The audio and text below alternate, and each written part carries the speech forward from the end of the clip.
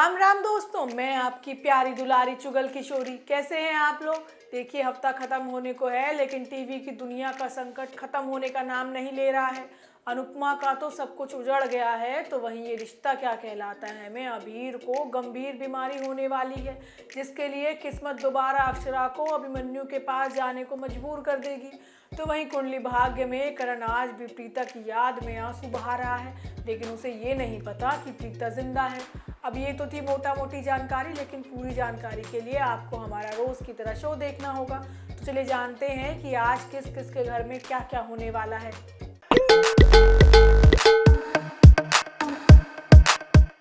कहते हैं कि मुसीबत के समय ही पता चलता है कि कौन अपना है और कौन पराया। अब अनुपमा के सिर पर दुखों का पहाड़ क्या आया, सभी ने अपना असली रंग दिखाना शुरू कर दिया। पहले तो बरखा रानी को ख्याल आ रहे हैं कि अब सारी संपत्ति, ये घर, दफ्तर, सब कुछ उसका हो जाएगा, और दूसरी तरफ वनराज के मन में लड्डू फूट रहा है कि अनुज और अनुपमा का रिश्ता टूट गया है तो उसे अनुपमा को कंधा देने का मौका मिल जाएगा और वो काव्या को छोड़ अनुपमा को दोबारा अपनी जिंदगी में वापस ले आएगा। मतलब सब लोग कुछ ना कुछ सोच कर बैठे हैं, लेकिन एक बात जो हमें समझ नहीं आ रही है कि अनुज कहाँ जा रहा है। हमें तो लग रहा है कि कहीं वो माया के पास जाकर ना रहने लगे। खैर, ये तो आने वाला समय बताएगा, लेकिन आज के एपिसोड में देविका बरखा से सवाल करती है कि इतना सब कुछ हो गया लेकिन तुमने एक बार भी अनुज को समझाने की कोशिश नहीं की। लेकिन बरखा तुनक कर कहती है कि अनुपमा को तो कई बार समझाया कि माया को इस घर में ना रखे, लेकिन उसने किसी की बात सुनी ही नहीं। और अनुज ने भी उसे कितनी बार चेतावनी दी कि वो अपना घर संभाले, लेकिन अनुपमा की सेहत पर तो कोई असर ही नहीं हुआ। अनुपमा ने तो खुद अपने हाथों से अपना घर उजाड़ा है। अब देविका कहती है कि कैसे लोग हो तुम जो अनुपमा पर उंगली उठा रहे हो। उधर अनुपमा अनुज को मनाने की कोशिश कर रही है, जो अपने कपड़े पैक करने में लगा है। अनुपमा कहती है कि आप कहीं नहीं जाएंगे, और जाएंगे तो मैं आपके साथ जाऊंगी। उधर बरखा खुश है कि अगर अनुज चला गया तो घर और बिजनेस अंकुश और अधिक का हो जाएगा। वो अंकुश से कहती है कि आगे सब तुम्हें ही संभालना है। तो वहीं दूसरी तरफ अनुपमा अनुज को उसके गिफ्ट की गई साड़ियाँ, दोनों की प्यारी प्यारी फोटो दिखाकर रोकने की कोशिश करेगी, लेकिन अनुज कोई जवाब ही नहीं देगा। अनुपमा अपनी सारी गलतियों के लिए माफ़ी भी मांगती है। वो अनुज के सामने गिड़गिड़ाती है और कहती है कि अनुपमा अनुज के बिना मर जाएगी। आने वाले एपिसोड में अनुज घर छोड़कर चला जाएगा और अनुपमा बदहवास होकर गिर जाएगी, तो वहीं वनराज बहुत खुश होने वाला है। वहीं ये रिश्ता क्या कहलाता है में अक्षरा के लिए एक और मुसीबत इंतजार कर रही है, लेकिन इस बार की मुसीबत का असर पूरे परिवार पर पड़ने वाला है। अरे भाई, अभीर की तबीयत खराब होने वाली है और वो बेहोश हो जाएगा।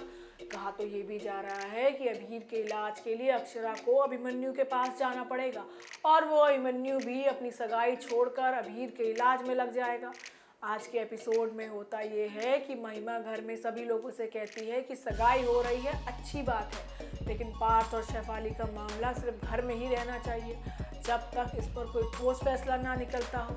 शेफाली भी कहती है कि मम्मी जी ठीक है, वैसे भी सभी लोग समाज के सामने ही अपनी नज़रें झुकाते हैं। अभिमन्यु भी शेफाली की हिम्मत की तारीफ करता है कि आपने जो किया है ना भाभी, उसके लिए बहुत हिम्मत चाहिए होती है। वो कहता है कि मैं भी अपना फ़र्ज़ नहीं निभा पाया। उधर अक्षरा अभिनव डेट पर निकल गए हैं और अभीर को सांस लेने में दिक्कत हो रही है, लेकिन वो किसी को बताता नहीं है और गाड़ी से उतरकर सांस लेने के लिए बाहर चला जाता है। अब अक्षरा और अभिनव दोनों ही उसे ढूंढते हैं। तभी वहाँ खड़ा एक शख्स अक्षरा को ताने देता है कि जब बच्चे संभाले नहीं जाते तो पैदा क्यों करते हो। अब ये सुनकर अभिनव उस शख्स से भिड़ जाता है और उसकी पिटाई कर देता है, लेकिन तभी अभीर भी आ जाता है और वो सुसु का बहाना कर देता है।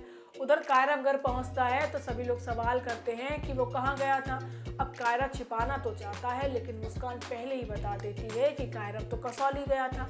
अब सभी लोग हैरानी से पूछते हैं तो कायरव कहता है कि वो तो अक्षरा से मिलने गया था और वो सभी गिले शिकवे मिटा कर आया है। हालांकि वो आरोही की सगाई की बात सुनकर खुश नहीं होता। अब आगे आने वाले एपिसोड में अबीर फुटबॉल के मैच में बेहोश हो जाएगा। वहीं कुंडली भाग्य में प्रीता होश में आती है और फिर बेहोश हो जाती है। उसकी हालत बहुत नाजुक बनी हुई है।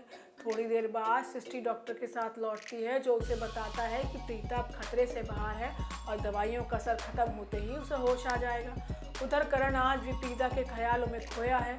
तभी राखी करण के पास आती है और करण को उदास देखकर राखी के आंसू गिर जाते हैं क्योंकि वो अच्छी तरह से जानती है कि जब भी करण फुर्सत में होता है तो प्रीता को ही याद करता है। राखी करण को समझाती है कि वो भी प्रीता को बहुत याद करती है, ये जानने के बावजूद कि अब वो इस दुनिया में नहीं है क्योंकि प्रीता अब मर चुकी है। उधर राजवीर प्रीता को माँ कहता है जबकि वो उसके पास बैठा है और उसके जागने का इंतज़ार कर रहा है।